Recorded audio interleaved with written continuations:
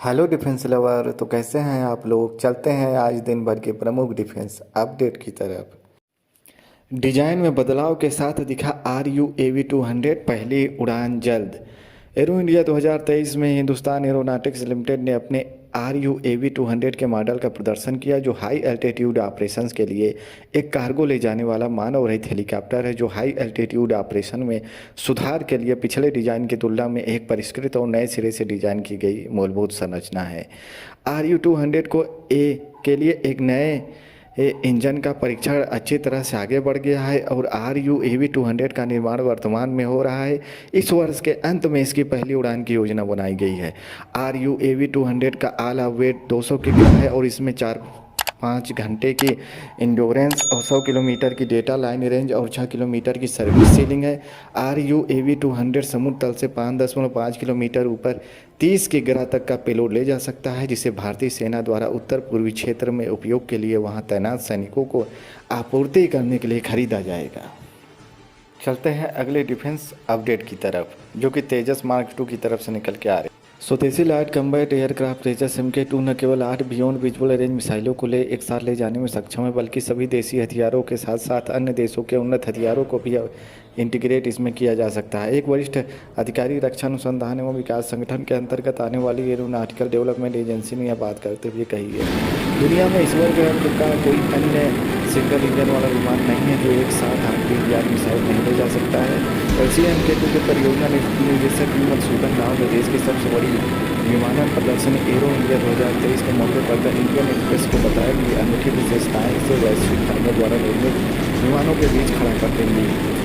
और तो उन्होंने कहा कि इसमें स्टार हवा से ज़मीन और लंबी दूरी तक मार करने वाली मिसाइल इंटीग्रेट किया जा सकता है। इस विमान को डिजाइन करते समय उन्नत फ्रांसीसी और रूसी हथियारों और अन्य पश्चिमी देशों के हथियारों जैसे स्वदेशी हथियारों के एकीकरण पर विचार किया जा रहा है। अन्य विमानों के विपरीत LCA-MK2 विभिन्न देशों के अद्वितीय हथियारों को ले जाने में सक्षम होगा।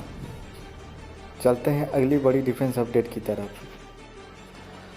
रोसोबोरोनेक्सपोर्ट ने अपने spread SDM first light tank के साथ लद्दाख क्षेत्र के लिए एक लाइट टैंक के लिए भारतीय सेना की आवश्यकताओं पर जवाब दिया है। अधिकारियों ने दावा किया है कि रूसी भारतीय तकनीकी सहयोग के एक बड़े पैमाने के कार्यक्रम के ढांचे के भीतर इसे भारत में लागू किया जा सकता है।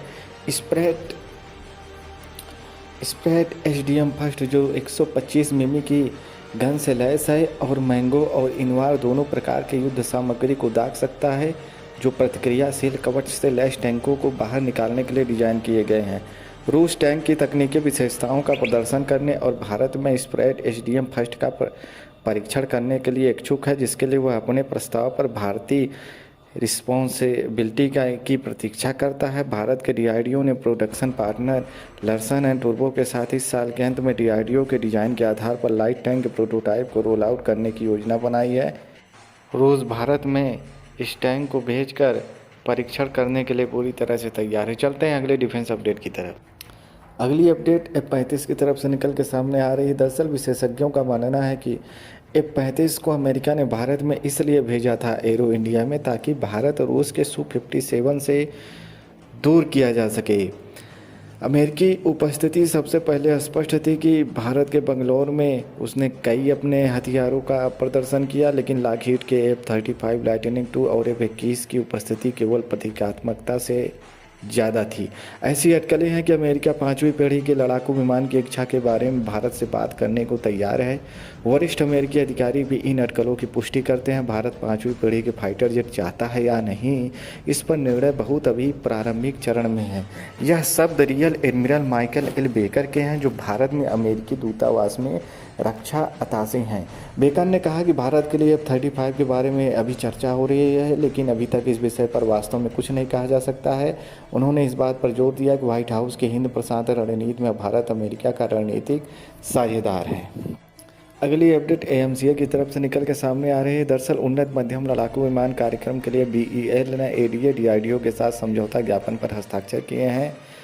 DRDO के साथ इस समझौते ज्ञापन पर हस्ताक्षर करने के बाद BEL ने अलग अलग प्रेस विज्ञप्ति में कहा कि इसने सिस्को के साथ अन्य संबंध सेवाओं के बीच नेटवर्किंग सहयोग और सुरक्षा के क्षेत्र में दीर्घकालिक रणनीतिक सहयोग के लिए एक अन्य समझौते ज्ञापन पर हस्ताक्षर किए हैं। 13 फरवरी से 17 फरवरी तक बेंगलुरु में एरो इंडिया 2023 के दौरान इन समझौता ज्ञापनों पर हस्ताक्षर किए गए थे।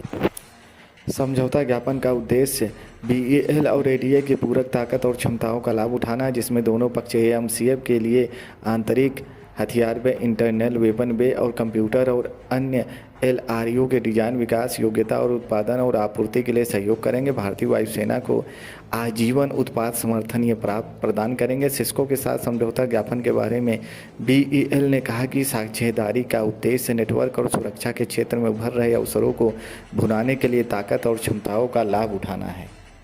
वीडियो को पूरा देखने के लिए आपका बहुत बहुत धन्यवाद। चैनल पर नए हैं तो लाइक, सब्सक्राइब और शेयर ज़रूर करें। जय हिंद, जय भारत।